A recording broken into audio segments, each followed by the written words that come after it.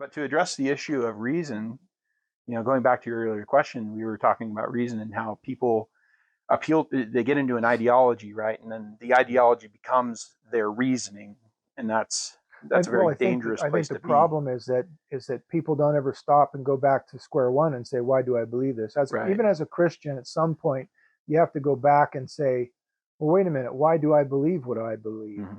I believe it because my mom told me it was true, and as a little kid, I believed her because she's my mom, and then maybe other people told me it was true.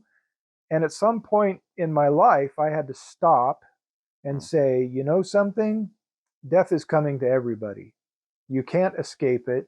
It's the one absolute certainty in life next to taxes is death. Right. It might be tomorrow, it might be 50 years from now, but it's coming. Yeah. That's a reality. And of all the things in life that we need to be prepared to face, that's the tantamount one. But most people just keep shoving it to the back of their minds until they get to that point. Oh, you got 6 months to live, and then they're scrambling, right? Because you can't be wrong about that. Well, it's worse than that even, because if you take into consideration, someone's faith, their basis for faith, and if your basis for faith is someone told you so, Mhm. then you're probably not going to be very strong in that faith. You're probably going to be easy. It's going to be easier for you to give that faith up for something else later down the road. If you don't drill down to see if it's actually true. Exactly. But it goes to both sides, right? Hmm. The same thing for the Christian as the atheist. Right.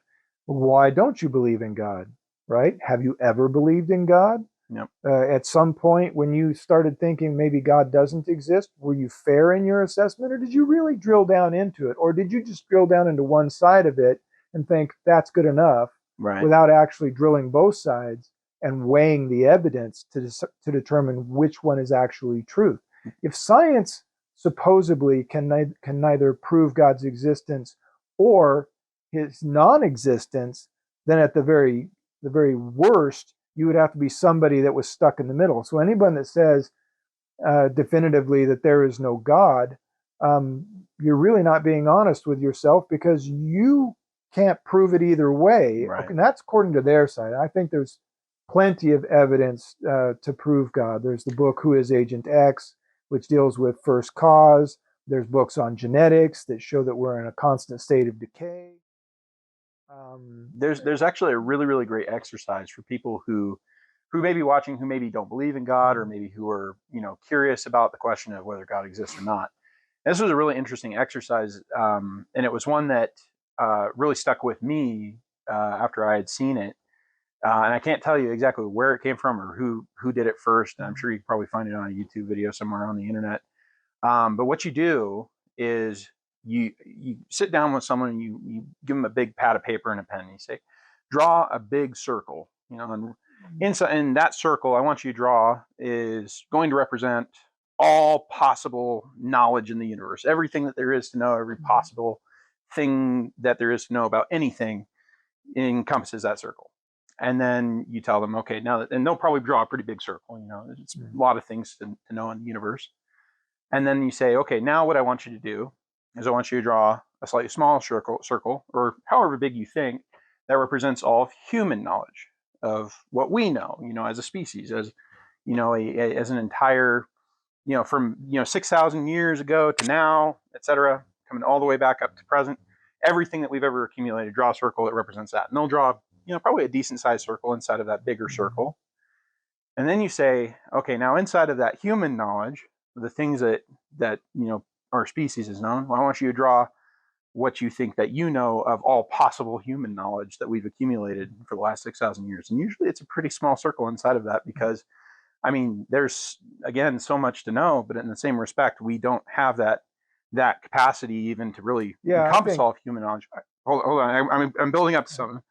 So, and then what you do is you ask the person after you've drawn these three circles, and if this person is someone who does not believe in God, or believes that God does not exist, you at least open up the possibility and ask them, this is what you know in this really really small circle inside here, this tiny one that's inside of two other big big big circles, and you're going to tell me that God does not exist anywhere in the space outside of your tiny circle.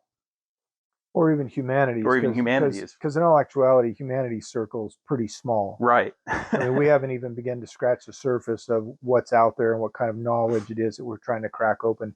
Even when you take the human body, the further we drill down into what composes the human body, now we're getting into quantum levels, and they're talking about opening up whole new medicines just based on the quantum physics side of human physiology.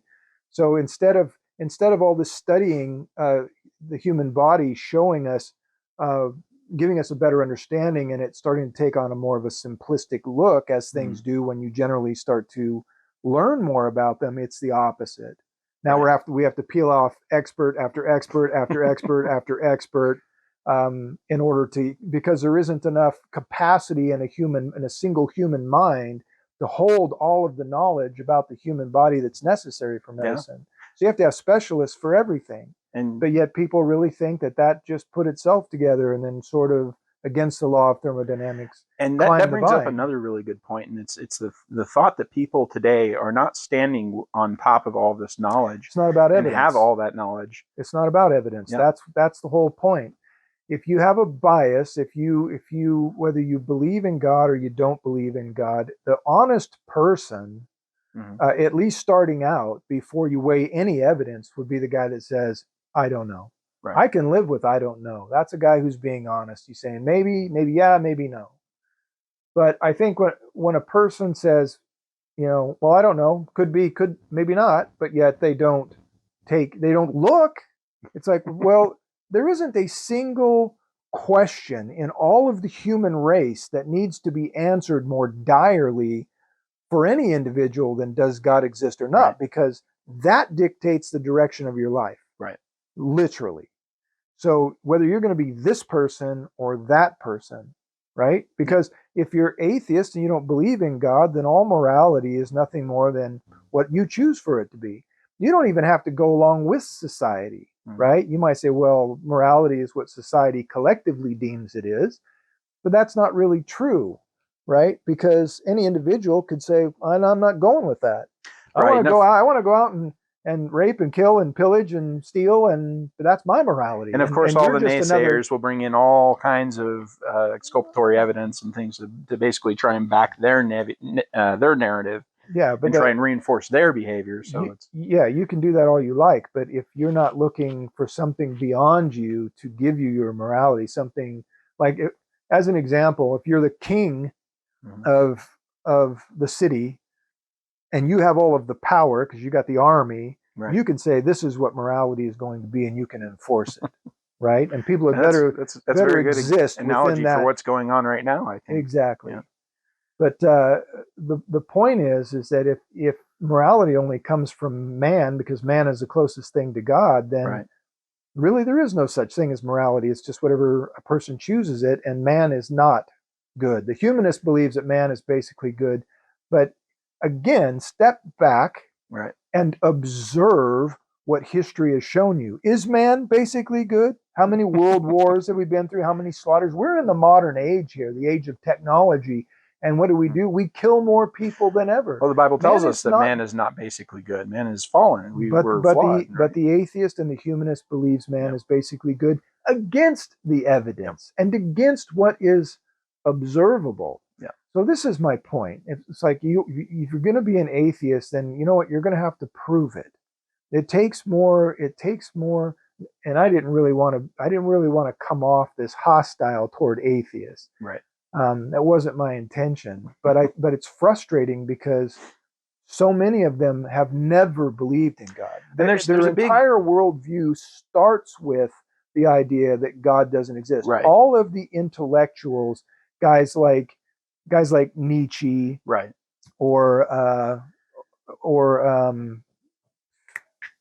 don't know, a lot of the others. I've got a whole book for them, but Nietzsche is a primary example.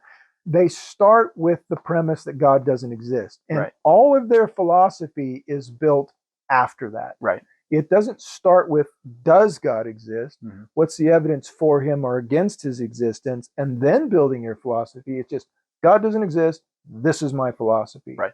and everybody runs to that and listens to what they say, and it's absurd. It's probably important to note too that a lot of people out there who probably call themselves atheists are not necessarily atheists. It's just kind of the label that they applied to themselves early on because that's what everyone told them that they were. Right. But there's a very clear line between atheist and agnostic, I guess you would say, in the terms that someone who's an atheist literally outright says that there is no God, and someone who is an agnostic says, I don't know, at the very least, right? Yeah.